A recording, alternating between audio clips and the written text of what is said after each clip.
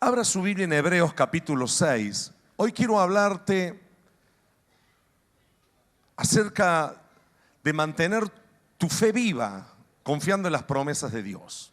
Y le puse como título a esta prédica: Herederos de promesas. ¿Cómo se llama la prédica? Dígale que está cerca: yo soy heredero de promesas de Dios. Y hoy quiero ayudarte por medio de la palabra a que heredes algunas promesas que el Señor te ha hecho. Hebreos capítulo 6, versículo 10.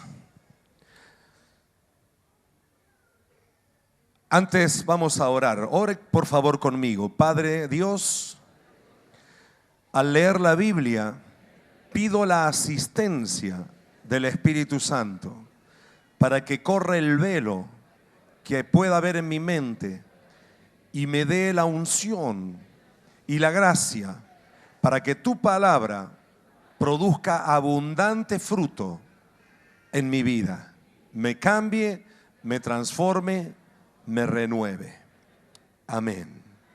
Hebreos 6:10 dice: porque Dios no es injusto para olvidar vuestra obra y el trabajo de amor que habéis mostrado hacia su nombre, habiendo servido a los santos y sirviéndoles aún.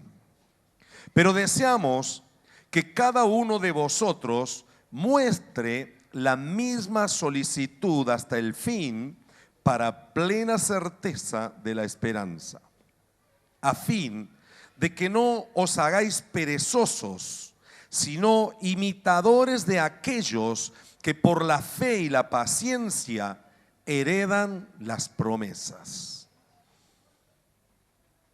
Porque cuando Dios hizo la promesa a Abraham, no pudiendo jurar por otro mayor, juró por sí mismo, diciendo: de cierto te bendeciré con abundancia y te multiplicaré grandemente. Y habiendo esperado con paciencia, alcanzó la promesa. Porque los hombres ciertamente juran por uno mayor que ellos, y para ellos el fin de toda controversia es el juramento para confirmación. Por lo cual, queriendo Dios mostrar más abundantemente a los herederos de la promesa la inmutabilidad de su consejo, interpuso juramento. Porque por dos cosas inmutables, en las cuales es imposible que Dios mienta, tengamos un fortísimo consuelo los que hemos acudido para asirnos de la esperanza puesta delante de nosotros, la cual tenemos como segura y firme ancla del alma, y que penetra hasta dentro del velo, donde Jesús entró por nosotros como precursor, hecho sumo sacerdote para siempre, según el orden de Melquisedec. Amén. Quiero mostrarle algunas cosas que nos revela este versículo, estos versículos que hemos leído. En la palabra de Dios, lo primero que nos anima, y yo diría que a lo largo de toda la Biblia encontramos este principio, que lo más importante para un hombre o una mujer es, en primer lugar, encontrar a Dios, encontrarse con Él, tener una experiencia con Dios, tener una vivencia con Él, un encuentro con Dios. Eso es lo más importante que le pueda pasar a un hombre o una mujer. Y cualquiera persona que pise esta tierra está en condiciones de encontrarse con Dios, porque hay que acercarse a Él, el venir a la iglesia, el escuchar que alguien te habla. Algún día nosotros caminábamos indiferentes a Dios, pero Él nos atrajo, nos llamó por medio de alguien, y estoy convencido que muchos de los que estamos aquí hemos tenido un encuentro con Dios. Luego de encontrarnos con Dios, lo segundo es amarlo, es disponer nuestro corazón a Él. Yo sé que algunas personas, no la mayoría, gracias a Dios, pero algunas tienen experiencia muy fuerte con Dios, pero sin embargo quieren seguir su vida indiferentes a lo que Él quiere. Por eso es que amar a Dios es lo que nos garantiza a nosotros ser herederos de promesas. Amarlo. ¿Y cómo sé que lo amo? Jesús dijo: el que me ama, mi palabra guardará, y yo le amaré y vendremos a Él y haremos morada en Él. Es decir que encontrarme con Dios es importante, fundamental, a través de Jesucristo. Jesús vino para mostrarnos a Dios y nosotros no tenemos otro camino sino Cristo. Pero luego está en nuestro corazón ponerlo para amarlo a Él. ¿Y cómo lo amamos? Guardando su palabra. Pero lo tercero es renovar nuestra mente con las promesas, con las palabras que Dios nos ha dado. Renovar nuestra mente, empezar a pensar de la forma que Él quiere que nosotros pensemos. Y eso lo encontramos en la Biblia. Y no tiene que ver con cultura, con edad, no tiene que ver con clase social, con educación. Gracias a Dios la Biblia dice de sí misma que hace sabio al sencillo, hace prudente al tonto. La palabra de Dios es poderosa y es para todas las personas. Ahora, estas promesas que Dios nos da, que Dios da en su palabra, son para todos aquellos que cumplimos estos 3 pasos. Porque estos milagros que hemos escuchado que Dios hace, estas bendiciones que hemos escuchado que Dios hace, no lo hace para complacer el egoísmo de nuestros hermanos. Lo hace porque Dios tiene un plan más grande. Siempre Dios tiene un plan más grande que la bendición propia. Abraham quería un hijo y Dios decía: bueno, Abraham tiene necesidad de un hijo, le voy a dar el hijo, pero lo que yo tengo es un plan más grande. Quiero hacer de él una nación grande, quiero hacer de él algo distinto. Querido hermano, cada vez que nosotros tenemos un milagro es porque Dios nos ha encontrado, porque tenemos un propósito. Cuando hay algo que ocurre, cuando una persona, aunque no conozca a Cristo, yo recuerdo que antes de conocer al Señor, muchas veces Dios guardó mi vida. Muchas veces, no una, muchas veces, que tal vez podría haber perdido la vida por tonto o por lo que sea, pero Dios milagrosamente a último momento me salvó la vida. Y yo entiendo que era todos esos milagros, o suerte, como decía yo antes, ¡guau, qué suerte que tuve, me salvé! Tiene que ver con un propósito que Dios tenía. Cada vez que Dios hace algo, me provee de algo, te ayuda en algo, te sana por algo, te sana de algo, por algo lo hace. Los que aman a Dios, dice, todas las cosas le ayudan a bien. ¿Lo cree eso? Todas las cosas. Claro, porque hay un propósito grande y aún nuestro sufrimiento, Dios puede usarlo para sus propósitos más grandes. Por ejemplo, le muestro un ejemplo. Esteban era un hombre joven, lleno del Espíritu Santo, usado por Dios tremendamente. Sin embargo, el Señor permitió que lo apedrearan. Lo mataron a pedradas. Cuando él estaba agonizando, dice que ve el cielo abierto y lo ve a Jesús y se goza. No le interesó morir, dio su vida por el Señor. Y dice: Padre, perdónalos, no saben lo que están haciendo, perdónalos. Que a mí me maten no es tan importante, perdónalos. Muchos dicen de que allí comienza, ahí viene la cuenta regresiva para que el apóstol Pablo o Saulo se convierta, porque él estaba allí viendo cómo lo mataban y algo debe haber impresionado en él. Wow, este hombre, ¿cómo es posible que muera de esta manera? Querido hermano, nuestro sufrimiento a veces puede ser usado para la gloria de Dios. Aunque nosotros suframos, aunque a veces tengamos que pasar padecimiento, eso no quiere decir que Dios no vaya a cumplir sus promesas en nuestras vidas y que no vaya a usar nuestra vida, aún nuestro sufrimiento, para la gloria de Dios. ¿Me explico lo que le digo? ¿Leyó alguna vez un libro que se llama Job? ¿Sabe qué es el libro de Job? La historia de cómo un justo pasa el sufrimiento, la historia de una guerra espiritual extraordinaria, de cómo Dios apuesta, por así decirlo, de que su siervo, que su hijo no lo va a traicionar, no lo va a negar. Y esa es la historia. Pero mientras tanto, Job la pasó mal. Sin embargo, había un propósito más grande, y dice que luego Dios lo bendijo y lo bendijo y lo bendijo 10 veces más de lo que antes lo había bendecido. Amén. La Biblia nos exhorta y nos dice: tengan paciencia, soporten, porque cuando haya pasado el tiempo destinado por Dios, el Señor los va a afirmar, los va a levantar y los va a bendecir. Dicho esto, quiero pasar un poquito al tema de lo que hemos leído. En primer lugar, dice que el primer versículo que leímos dice que Dios no es injusto para olvidar nuestra obra que hacemos por amor a su nombre. Yo quiero públicamente agradecer a todos los hermanos que están ofrendando, donando, trabajando para hacer ese lugar de encuentro, que el próximo sábado ya van a ir el primer grupo de hermanas, la hermana Julia y Malvina, creo que son las primeras hermanas. Estamos a cuenta regresiva y necesitamos ahí un milagro para terminar todo lo que hace falta, pero vamos a terminar, el Señor nos va a ayudar, amén. Todo lo que dijeron amén lo espero mañana. Cuando dice que Dios no es injusto para olvidar la obra de amor que nosotros hacemos a Él y a los santos, a Él y a los santos. Querido hermano, usted tiene que entender, y yo tengo que entenderlo también, que Dios cumple sus promesas a aquellas personas que nos aferramos a Él y que le amamos y que le servimos.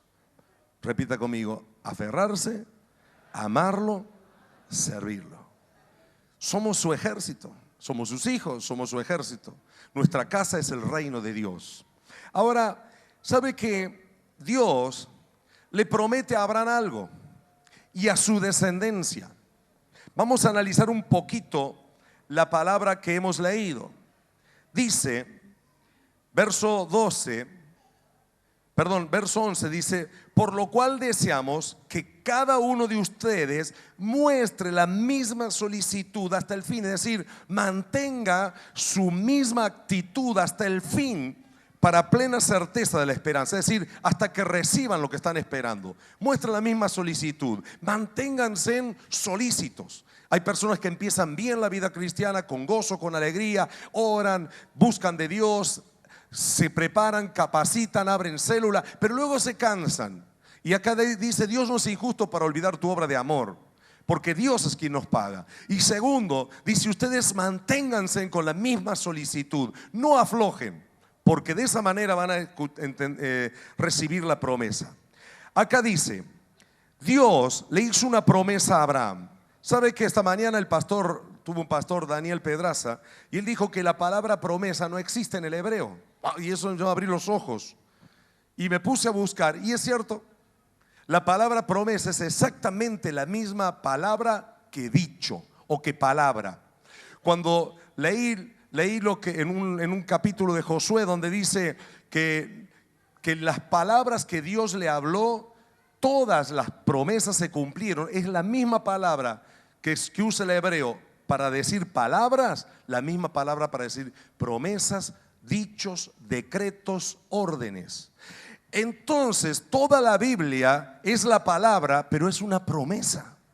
Toda la Biblia contiene innumerables promesas para nosotros. El apóstol Pablo dice: Dios nos ha dado preciosas y grandísimas promesas para que por ellas nosotros llegásemos a ser participantes de la naturaleza divina.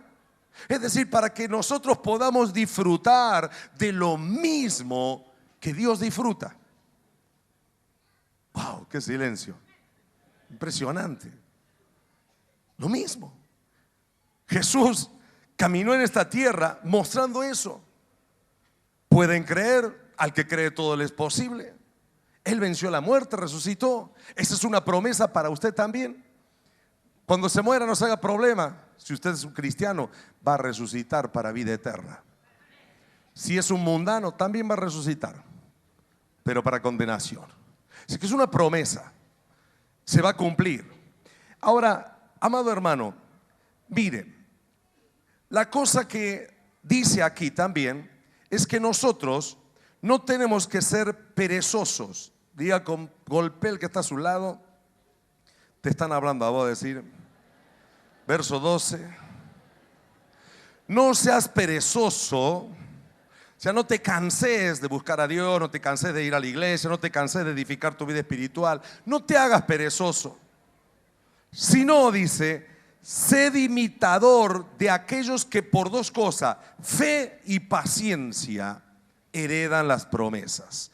Heredan las promesas. ¿Qué es heredar las promesas? Recibirla, tenerla, vivirla.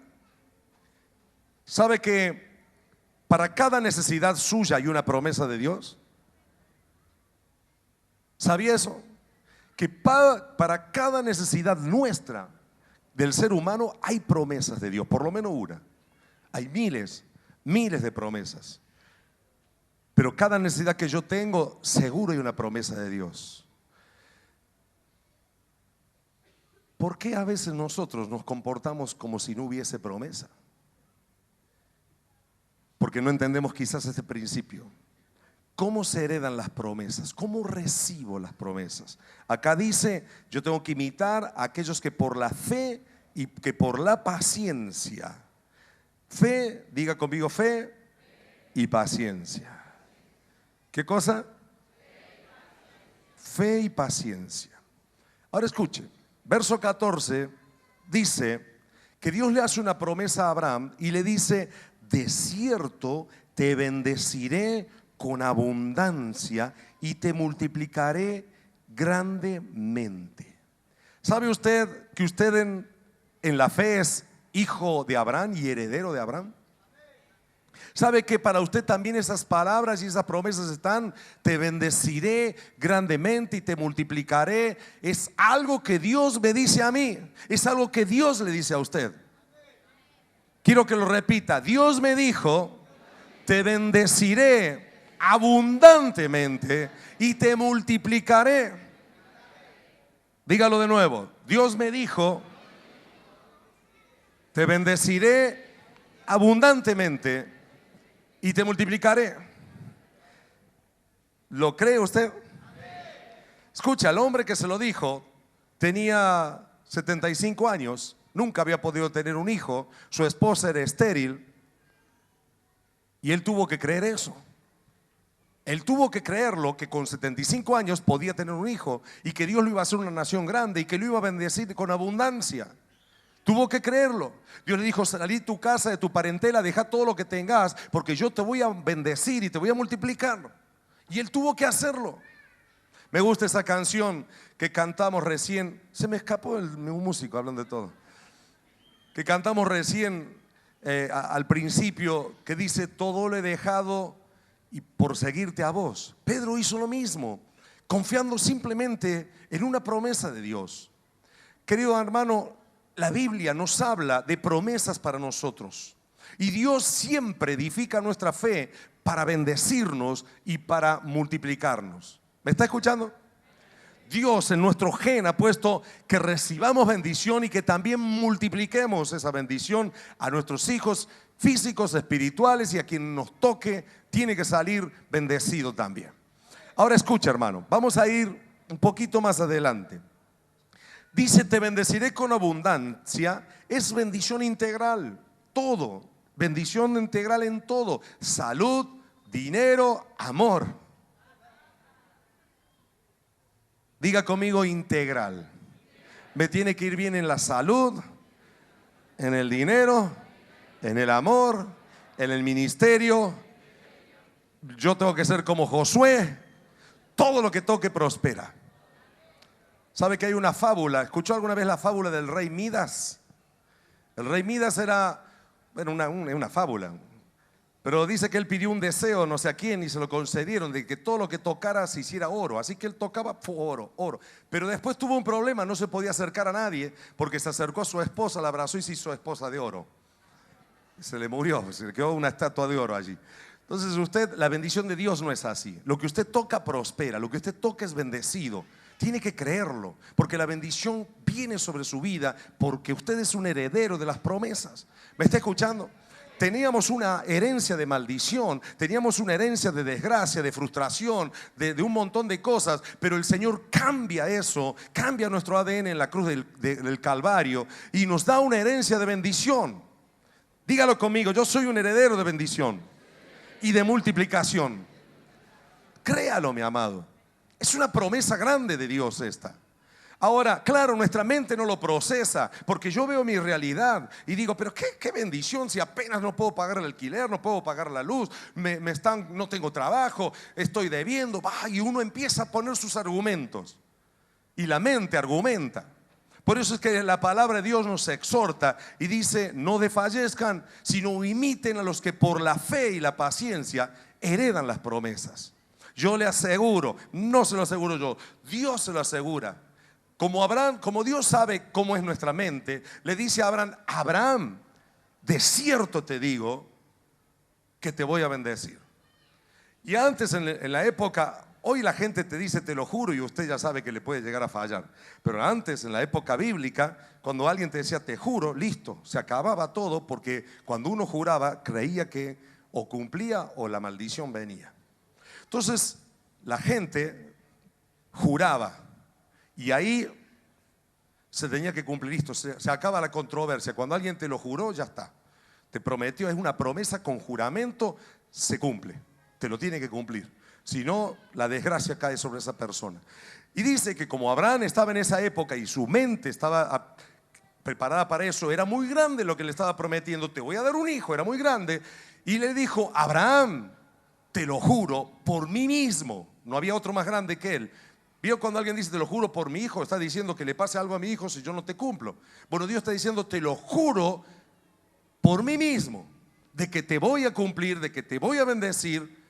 Y dice, por favor, lea conmigo que ese juramento se lo dio no para Abraham, sino fíjese lo que dice verso 17, por lo cual queriendo Dios mostrar más abundantemente ¿a quién? ¿A quién dice? ¿Se me durmieron?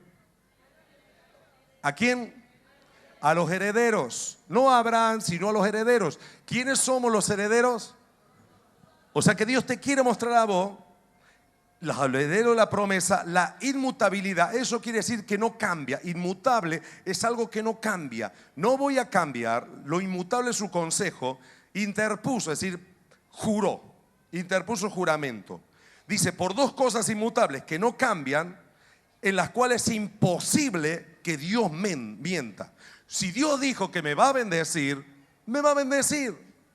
Dice, tengamos un fortísimo consuelo, que nos animemos. Consuelo es ayuda para soportar hasta que llegue la promesa. Lo que hemos acudido, dice, para asirnos de la esperanza puesta delante de nosotros.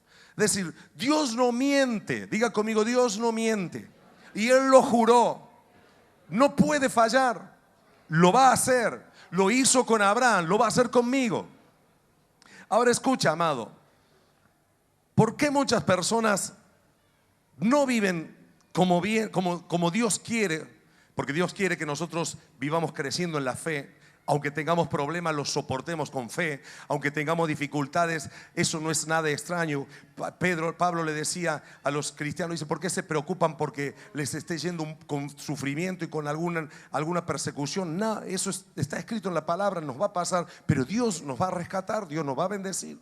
Los problemas no son el problema. ¿Me está escuchando? Diga conmigo, el problema no es el problema. El problema es si yo creo o no creo en la bendición de Dios. Ese es el problema. Ahora, Él dijo que le dio dos cosas. Dice, es imposible que Dios mienta, para que nos consolemos aquellos que nos hemos acudido para asirnos a la esperanza. Ahora quiero mostrarle algo aquí. El verso 19 dice, la cual tenemos como segura y firme ancla del alma. ¿Dice así? ¿Dice así? ¿De qué está hablando? Está medio raro esto. Y que penetra hasta dentro del velo. ¿Con qué se come? ¿Qué está diciendo? ¿Qué es lo que quiere decir? ¿Por qué está hablando así? Recuerde que estamos hablando del libro de los Hebreos. Y los hebreos entendían muy bien que les estaba hablando del templo y del velo que había en el templo. Detrás del velo estaba la presencia de Dios. Lo que él está diciendo es algo así: amados, ustedes tienen una promesa, tienen una esperanza, tienen una promesa, mejor dicho. Esa promesa tiene que ser como un ancla. Usted perdóneme, pero me traje esto para graficarlo. Acá está el ancla, para que no se lo olvide. Esta es la promesa: te bendeciré, te multiplicaré grandemente. Eso lo dice Dios. Dice que esta tiene que ser para mí, por medio de la esperanza, un ancla del alma. Dice que penetra hasta después del velo. La promesa entra hasta la presencia de Dios, que fue quien la dijo. Vamos a suponer que aquí está el velo, ahí está el velo, y detrás está la presencia de Dios. Entonces el ancla hace esto. Me la tengo estudiada, ¿no? Se aferra allí. Es la promesa que Dios soltó. Esta es la esperanza. Y yo tengo que... Ven y Luquita, ayúdame. Vamos a hacerlo a Luca que me ayude acá. Atátela a la cintura. Vamos a hacer, bueno, se nos está cayendo el ancla, tened cuidado, no tires mucho. Ahí está. Ahí está el ancla, que es la promesa que Dios le dio: te bendeciré, te voy a bendecir, te voy a multiplicar. Y él dice que es un ancla del alma, la promesa. Él tiene que aferrarse con la esperanza. Esta es la esperanza en esa promesa. Y él se aferra a su alma, se la aferra. Vieron como cantábamos recién, no, nunca estés afligido. Oigo al Señor decir la angustia, porque a veces vienen los problemas. Y el ancla, usted sabe que está puesto para que un barco no se vaya mar adentro. Entonces viene un problema, ¿no es cierto? Y lo mueve a él, lo mueve un poco, pero él sigue aferrado. Bueno, qué esperanza más trucha que tenemos. Eso le pasa a algunos cristianos, ¿verdad? Rápido, viene un vientito nomás y ¡fua! Tiran todo. Vamos, Lucas, me extraña de usted. Vuelve de nuevo, ahí está, vuelve a la iglesia de nuevo, va al encuentro, lo ministran, lo liberan. Entonces ahí lo tenemos de nuevo, firme, con ganas. Voy a ir adelante, el Señor me va a bendecir. Pero viene un viento y lo tira, lo tira, lo tira. Pero mire, no lo deja mover mucho, porque él está aferrado a la esperanza. Se mueve un poco, no hay problema, pero está aferrado a la esperanza. Pero lo más lindo es que él empieza a caminar por medio de la fe, andar como avanzando así. Y él empieza a caminar por la paciencia, por la fe. Se sigue moviendo, pero él sigue, hasta que ahí en la presencia de Dios, en algún momento, él toma la promesa y se hace una realidad para él. Llévatela a tu casa. No, no te la lleves. Amén. Gracias, Lucas, es un buen artista. Ahora, así tenemos que hacernos. Yo tengo una promesa que el Señor me va a sanar, pero estoy enfermo. Pero voy a la presencia de Dios y en la presencia de Dios le digo: Señor, yo tengo esa esperanza de que tú me vas a sanar, o tú me has prometido suplir lo que me falta. Por eso es que me encanta esta canción. Si Él cuida de las aves, cuidará de mí. ¿Lo dijo Jesús o no a sus discípulos? No se afanen por lo que van a comer, lo que van a vestir. No estén preocupados por eso. Si Él cuida de las aves, también cuida de ustedes. También lo va a hacer, pero es mi fe. A veces nos desesperamos porque nos falta, porque no tenemos, porque no salen las cosas. Pero mi amado hermano, si vos tenés tu fe puesta en el Señor, tu alma va a descansar y vas a poder decir: Señor, yo no sé cómo lo vas a hacer, pero lo vas a hacer. Eso es algo que no sé de qué manera explicárselo, pero la palabra de Dios es una promesa firme. Y Dios dice: este me creyó, tiene paciencia, soportó la prueba. Con fe y paciencia la soporta, va a vencer. Abraham no obtuvo la promesa. La pregunta de 1.000.000: ¿usted ha conquistado promesas? ¿Ha heredado promesas? En el libro de Romanos explica un poquito más cómo es que Abraham obtuvo esas promesas. Y son 3 puntitos que le dejo simplemente. Romanos 4:17. Dios... Aquí Pablo está explicando que las promesas también son para los que tenemos fe. Después le habló en su casa. Y él dice en Romanos 4:17, como está escrito, te he puesto por padre de mucha gente delante de Dios, a quien creyó, el cual da vida a los muertos, escuche, da vida a los muertos y llama las cosas que no son como si fuesen. Dios llama las cosas que no son como si fuesen. ¿Qué hace Dios? Como si fuesen. Por ejemplo, hay una persona enferma, vamos a suponer, cancelo esto, pero supongamos que Ricardito tenga algún problemita, que esté tirado, esté seco. Supongamos, no es así, pero supongamos.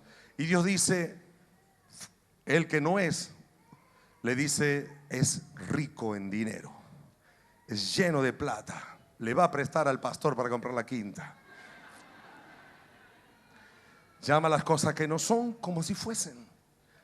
Dios llama al que es ciego, le dice, ¿ves? Dios hace eso, lo llama a las cosas. Por ejemplo, el que está enfermo, Dios dice, te llamo a la salud. Eso hace Dios. Dice, él creyó en esperanza contra esperanza. Lo que le dije, simplemente se aferró, clavó el ancla de su alma en la promesa y dijo, voy a esperar en Dios. Así hizo él. Dice, hasta llegar a ser padre de mucha gente, conforme lo que se le había dicho, así será tu descendencia. Verso 19 dice, no se debilitó en la fe al considerar su cuerpo que estaba ya como muerto. Hermano, estaba como muerto en todos los aspectos, como muerto, siendo casi de 100 años, o la esterilidad de la matriz de Sara. Tampoco dudó por incredulidad de la promesa de Dios, sino que se fortaleció en fe, dando gloria a Dios, plenamente convencido de que era también poderoso para hacer todo lo que había prometido.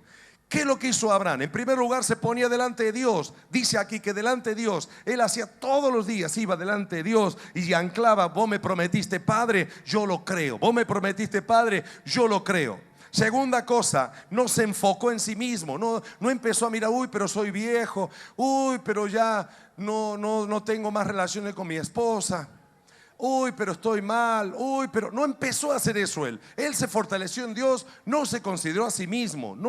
Hay gente que está muy centrada en sí mismo, que me falta esto, que me falta lo otro, que me falta aquello. Deje de pensar así, concéntrese en Dios. Decirle que está a tu lado, concéntrate en Dios. No estés pensando en vos mismo tanto. Él no se concentró en sí mismo, sino que dice que se fortaleció en fe. No permitió que la duda entrara, no permitió que nada entrara, dando gloria a Dios. Cuando usted hace eso, amado hermano, usted va a ir acercándose, como recién lo hacía Lucas, paso a paso, y va a recibir la promesa. ¿Lo cree? 3 cosas que vamos a hacer entonces: ir delante de Dios diariamente. ¿Qué hay que hacer? Ir delante de Dios diariamente. Usted está llamado a ese lugar. Ahí es donde están las bendiciones de Dios para usted. ¿Cómo lo hace? Cantando, adorando, orando, como usted quiera. Venga aquí, en su casa, donde quiera, pero vaya delante de Dios. Lo segundo, no esté tan enfocado en sus propios problemas. Piense también en las cosas que Dios quiere que usted haga. Yo estoy seguro que todos los hermanos que nos han ido a ayudar a la quinta y algunos no tienen trabajo y están yendo a ayudarnos porque no tienen trabajo. Y yo estoy seguro que Dios no es injusto para olvidar la obra de amor y les va a bendecir. Amén. Les va a bendecir. Ya los ha bendecido. Y lo tercero, se fortaleció en fe, dando gloria a Dios. ¿Qué hay que hacer? Si usted, por ejemplo, no tiene trabajo y está sin dinero, si usted empieza a juntarse con personas que están sin trabajo, que están sin dinero, y empieza a quejarse, se junta con su mujer y su mujer le dice, che, no tenemos un mango, y los hijos le dicen, no tenemos un mango, y todos le dicen, estamos secos, estamos mal, usted se va a deprimir. Usted no tiene que considerar eso. Usted tiene que empezar a decir, si Dios cuida de las aves, cuidará de mí. Dios tiene recursos, Dios tiene bendición, yo soy su hijo, Él lo prometió, yo sé que va a durar poquito, después viene la bendición, y empieza a hablar así. Su hijo le dice, papi, cómprame unas zapatillas que salen 1000 pesos, y usted le dice, ya Dios va a proveer, toca que doble la rodilla y que ore. Amén. Entonces usted le enseña a su hijo que no se concentra en las zapatillas sino en Dios, y Dios, que todo lo ve, lo va a bendecir a su hijo, porque los hijos tienen más fe que los padres a veces. Los niños pequeños adquieren las cosas. ¿Por qué no se pone de pie?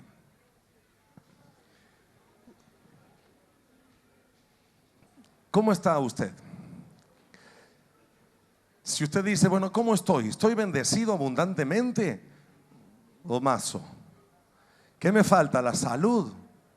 ¿Qué me falta? ¿Riquezas? ¿Qué me falta? ¿Estoy mal emocionalmente? ¿Estoy mal en mi familia? ¿Estoy mal en mi casa? ¿Estoy mal con mi pareja? ¿Estoy mal con mis hijos? Dios prometió bendecirnos abundantemente. Escucha, amado, este momento es muy importante para que usted dé un paso, por lo menos clave la estaca de su alma en la presencia de Dios. Esas promesas son firme ancla de nuestra alma. Tu alma es el problema. Tu alma es el problema. ¿Qué es el alma?